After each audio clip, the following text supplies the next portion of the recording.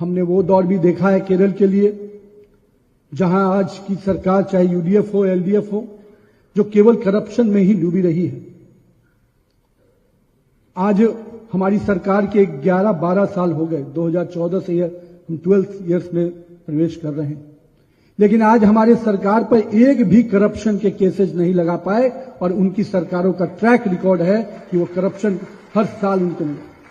मैं पूछता हूं, जितने हमारे अपोजिशन पार्टी के लोग हैं, नरेंद्र मोदी जी की सरकार के एक मंत्री पर आप आरोप नहीं लगा पाए, और आपके समय का याद है आकाश से लेकर पाताल तक केवल करप्शन और करप्शन नजर आता था।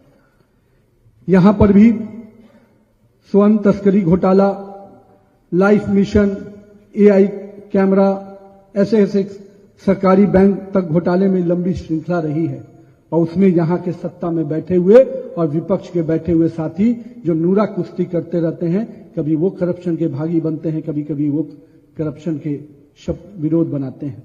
मैं इसलिए इस बात को कह रहा था कि इस राज्य के गरीब जनता का, इस राज्य के लोगों का जो मेहनत और परिश्रम का पैसा था, वो इन तथाकथित लोगों ने अपने पास रखा। लेकिन हम केरल के विकास के प्रति समर्पित हैं, और हम अगर विकसित केरलम बोलते हैं तो हमने उसकी कल्पना को आगे बढ़ाने का सोचा है। हम मानते हैं कि केरल को वर्ल्ड प्रीमियम टूरिज्म डेस्टिनेशन के रूप में हम ला सकते हैं।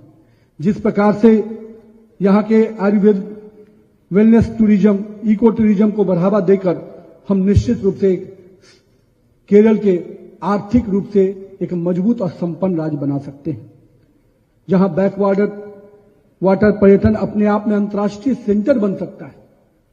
आज भी देश भर के लोग को वो बहुत ही बड़ा सेंटर लगता है बैकवाटर टूरिज्म का। विदेशों से लोग आते थे, मुझे आज ही बताया जा रहा था, कल भी बताया, एक बड़ा गिरावट आया है इस सेक्टर्स में। इसका असर किसको हो रहा है? इसका असर यहां के उन लोगों को हो रहा है जिसको इस टूरिज्म सेक्टर से फायदा हो सकता है। हमारे कई ऐसे देश हैं जिन्होंने टूरिज्म को अपना बेस मार्क बनाकर पूरी अपनी इकोनॉमी को स्ट्रेंथन किया, और इतना बड़ा डेस्टिनेशन जहां झील भी है, पहाड़ भी है, जहां सांस्कृतिक विरासत भी है, वैसे जगह को भी टूरिज्म अगर डिक्लाइन मोड में है तो कहीं ना कहीं इसकी पूरी जवाबदेही यहां की बैठी हुई सरकार को जाता है।